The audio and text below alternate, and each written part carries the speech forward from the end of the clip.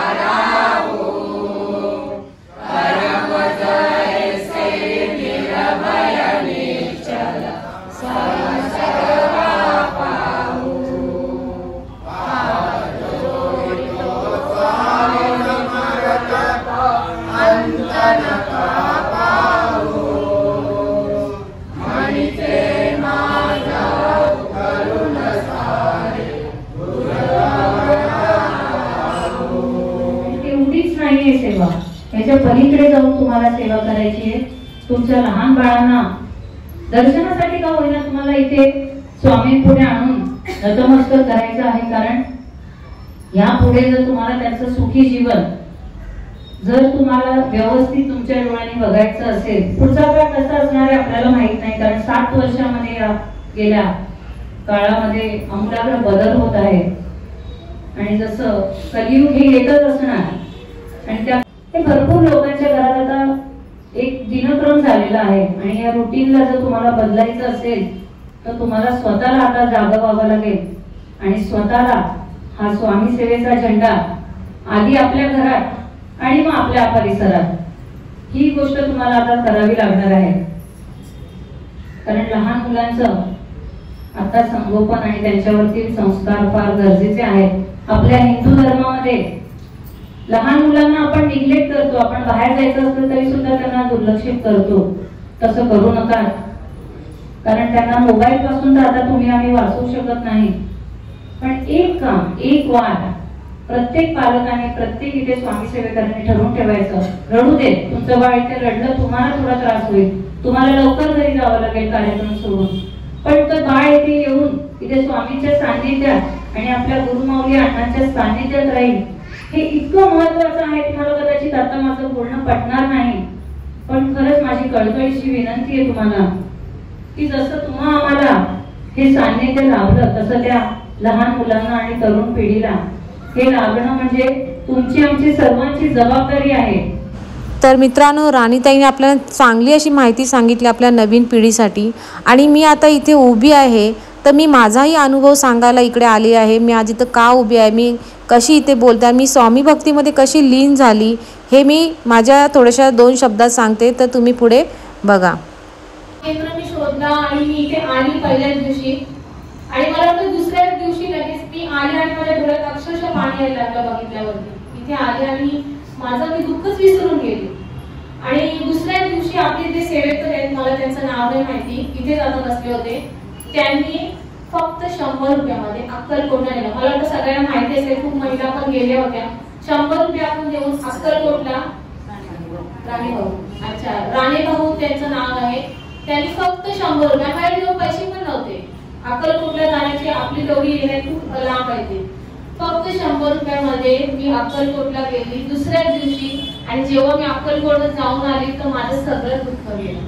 मी समजून गेली तर आता मला मार्ग हाच आहे, कुठे जायचीच मला गरज नाही। खूप भक्तांजवळ गेलेली मी, खूप भक्तांजवळ जायची, असं होतंय तसं होतंय, पण खरा मार्ग मला जेव्हा मी अक्कलकोटला गेली ना तेव्हा मला भेटला आणि मग त्यानंतर मी आरतीला पण येते। आता मी एक युट्यूबर आहे, मी सोशल मीडियावरती काम करते, म्हणून तुम्हाला सांगते मला वेळ मिळत नाही, पण जसं मला वेळ मिळतो मी धावत येते, कारण इथे आल्याच्या नंतर जेव्हा मी इथे बसते तेव्हा माझे सगळे प्रश्न आपोआप सुटतात। आपण चुकतो, आपण असं नाहीये, माणूस आहे तो चुकणारच, कुठे ना कुठे आपण चुकतोच, पण त्या चुकीचा अनुभव जेव्हा आपण आरतीला बसतो ना गुरुवारी तेव्हा आपल्याला लगेच साक्षात समजतं आपली चूक झाली आणि ती लगेच आपली पूर्ण पण होते। तर अशीच मी त्या आरतीला बसते ना तेव्हा मी एकदा अशी स्वामींना म्हणाले की स्वामी मी खूप ठिकाणी शूटिंगला जाते, कॅमेरे घेऊन जाते, पण माझी हिंमत झाली नाही कधी फोटो काढायची, मी कधीच नाही काढली, खूप भीती वाटते मला का स्वामीचा फोटो कसा काढू, गुरुवारी आज्ञा माऊली आहे त्यांचा फोटो कसा काढू, मी कधीच फोन काढायची नाही, पण इच्छा असायची की कधीतरी मला पूर्ण माझ्या पूर्ण मनाने न भीतीने कॅमेरा मी पूर्ण मठात फिरवीन, आरती दाखवीन, ही खूप इच्छा असायची आणि आज ती म्हणजे आपल्या अण्णा माऊलीची जयंती आहे आणि खरंच त्यांनी माझी इच्छा पूर्ण केली आणि मला आज पूर्ण सकाळपासून मी शूटिंग करते, आपल्या जयंतीचा जो कार्यक्रम झालाय तो शूट केला आणि हे सगळं आपल्या अण्णा माऊलीमुळेच झालं, कारण त्यांनी साक्षात आपल्याला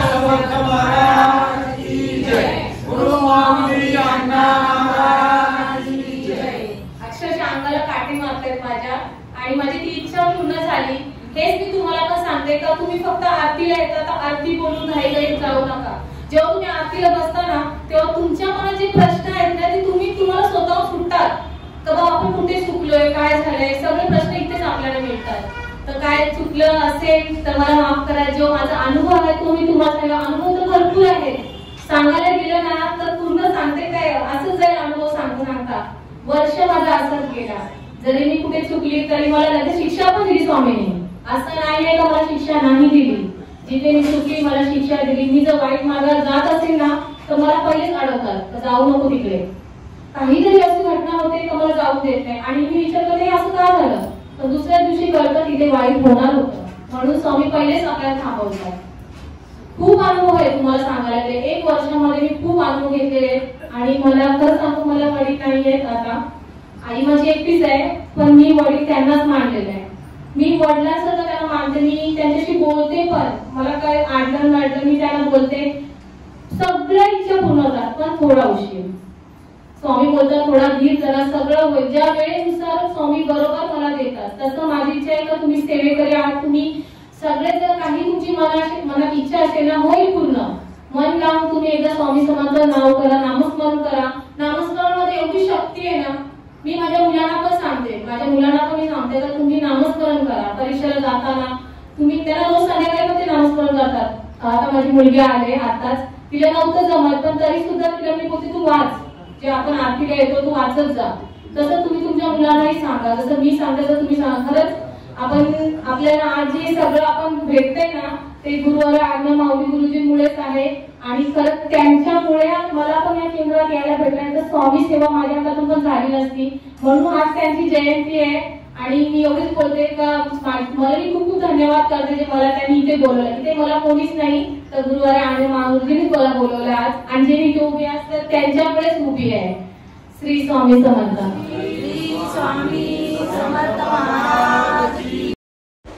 तर मित्रांनो, गुरुमाऊली अण्णा महाराजांची जयंती निमित्त इथे मोफत शिबिर ठेवलं होतं तपासणी। तर तुम्ही ते बघू शकता, सगळी भक्त मंडळी तसेच बाहेरचीही मंडळी येऊन इथे चांगला लाभ घेत होते, आणि डॉक्टरांनी पण चांगला कॉर्पोरेट केला, तुम्हाला दिसतेच इकडे। खरंच खूप छान असं झालं हे कार्य। आणि आता त्यानंतर तुम्हाला दाखवते, इकडे बघा तुम्ही, तर काही वयस्कर आहेत ते पण खूप चांगला याचा लाभ घेत आहेत। डोळे तपासणी सगळं फ्रीमध्ये होतं, मोफत होतं, कारण आपल्या गुरुमाऊली अण्णा महाराजांची जयंती होती आणि त्यानिमित्त हा ठेवला होता कार्यक्रम, तुम्हाला तर माहितीच आहे। आणि आता आपण मित्रांनो मठात जाऊया। मठामध्ये हा रस्त्यावरती रोडच्या साईडला होता कार्यक्रम, आणि आता मठामध्ये संगीत चालू आहे, तर संगीताची थोडीशी झलक तुम्हाला मी दाखवते।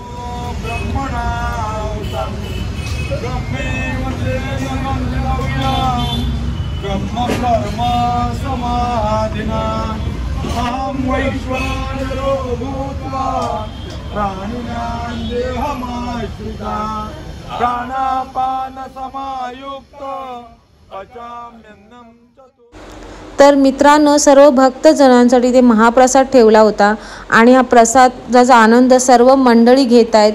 भक्त तर घेत आहेतच, पण बाहेरची मंडळीसुद्धा घेत आहेत. तर खूप छान वाटला हा कार्यक्रम, खरंच खूप छान झाला आणि सर्वजण एक प्रकारे सेवाच करत आहेत. तर मीही इथं दिसते तुम्हाला, मी सेवाच करते. हे भाग्य आहे मला, आज तुझी वेळ भेटली मला सेवा करण्याची. तर मित्रांनो, व्हिडिओ कशी वाटली मला कमेंट्स करून नक्की सांगा आणि व्हिडिओ आवडले असेल तर एक लाईक करा आणि कमेंट्समध्ये नक्की लिहा श्री स्वामी समर्थ. तर चला तर मित्रांनो, आणि तुम्हाला अशाच जर अजून व्हिडिओ बघायचे असतील आपल्या स्वामींच्या, तर मी डिस्क्रिप्शनमध्ये फेसबुकचा पेज टाकणार आहे. तो पेजवर तुम्ही जा, म्हणजे तुम्हाला आपल्या मठातले सगळे कार्यक्रम बघायला मिळतील. तर आता मी रजा घेते आणि बोलते श्री स्वामी समर्थ महाराज की जय.